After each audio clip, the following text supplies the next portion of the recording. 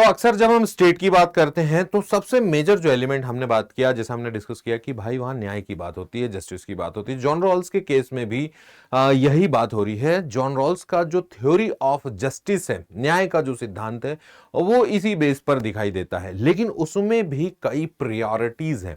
तो उनका जो थ्योरी ऑफ जस्टिस है वो अल्फाबेटिकल ऑर्डर के हिसाब से चलता है। व्हाट इज अल्फाबेटिकल ऑर्डर और कैसे समझेंगे? तो यहां मैंने दो पॉइंट्स की चर्चा की, समान स्वतंत्रता का सिद्धांत और सामाजिक और आर्थिक असमानताओं का सिद्धांत। इसमें भी जैसा अभी अल्फाबेटिकल ऑर्डर का आप एक डिस्कशन कर रहे हैं, तो उसमें एक लेक्सिकल प्रायोरिटी होती है। What is lexical priority? कि भाई वो कह रहे हैं कि सबसे पहले जो चीज आएगी, सबसे पहले जो एलिमेंट आएगा वो है स्वतंत्रता।